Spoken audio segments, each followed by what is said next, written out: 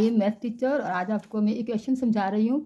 Equation समझे बगैर आप अलजबरा या फैक्टराइजेशन या मैथ में आगे नहीं जा सकते जब तक आप इक्वेशन नहीं समझेंगे। बेसिक से समझा रही हूँ, ये सब ऑल क्लासेस के लिए है। हम पहले समझेंगे कि इक्वेशन है क्या। इक्वेशन का मीनिंग है बराबरी या इक्वल। इसके दो साइड होते हैं इक्वल के, उसमें इक्वल की साइन यूज होती है। एग्जाम्पल है 2 + 7 = 9 के। इस एग्जाम्पल में दोनों साइड इक्वल है, यानी हम 2 में 7 प्लस करेंगे तो हमारे पास 9 आएगा। यानी जैसे हम बैलेंस किए, यानी तराजू के दोनों साइडों को बराबर करने के लिए दोनों साइडों पे वजन बराबर करते हैं, इसी तरह से इक्वेशन को बराबर करने के लिए हमें इसके दोनों साइड बराबर करने पड़ते हैं। अगर हम एक साइड पे कुछ प्लस करेंगे या माइनस करेंगे या डिवाइड करेंगे या मल्टीप्लाई करेंगे तो हमें दूसरी साइड पे भी वही करना पड़ेगा जब इसके दोनों साइड इक्वल होंगे।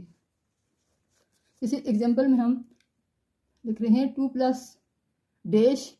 = 7 के।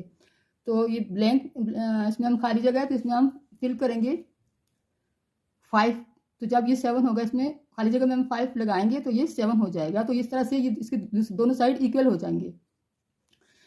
इस तरह से अगर हम क्वेश्चन करते हैं तो उसमें ये फिल इन द ब्लैंक्स में इस तरह से ब्लैंक नहीं होता बल्कि वेरिएबल लगाते हैं। तो वेरिएबल को हम उसकी वैल्यू मालूम करते हैं तो फिर इसको बैलेंस करते हैं इक्वेशन को। जैसे एग्जांपल है 2 + y = 5। अब y की वैल्यू हमें मालूम करनी है जो कि इस इक्वेशन में 3 होगी। अब जिसका लेफ्ट हैंड साइड है उस पर हम 3 2 में प्लस करेंगे तो हमारे पास आंसर 5 जब आएगा तो इसके दोनों साइड इक्वल हो जाएंगे। इस तरह इक्वेशन में जब x, y, z वगैरह इस्तेमाल होते हैं, ये वेरिएबल होते हैं और इनके डिजिट्स चेंज होते रहते हैं, यानी क्वांटिटीज चेंज होती हैं इक्वेशन में, इस वजह से इनको वेरिएबल कहते हैं। उनकी हर जगह डिमांड डिफरेंट होती है। इस तरह कांस्टेंट वैल्यूज़ हैं जैसे a, b, c वगैरह, तो ये कांस्टेंट क्वांटिटीज़ होती हैं, ये चेंज नहीं होती, ये वही रहती हैं क्वेश्चन में। इस तरह कोफिशिएंट है, जो a, b को कोफिशिएंट कहते हैं। अब आगे इसकी डिग्री, अब जो इसके वेरिएबल हैं x, y, z वगैरह, उनकी डिग्रीज होती हैं। अगर वो उसके साथ कोई डिग्री नहीं लिखी तो इसका मतलब हैविंग 1 डिग्री, उसकी सिर्फ 1 डिग्री है एक्सपोनेंट, यानी उसकी पावर 1 है। तो जिसकी पावर x, y, z वगैरह यानी वेरिएबल्स में उसकी पावर 1 है तो उसको हम लीनियर इक्वेशन कहते हैं या हैविंग 1 डिग्री इक्वेशन।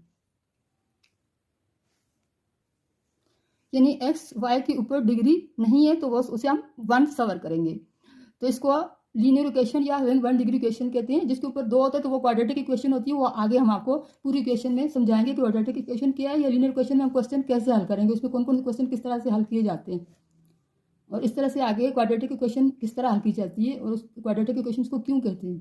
तो ये आगे आने वाली एग्जाम्पल्स में और आपको वीडियोज़ में बताएंगे।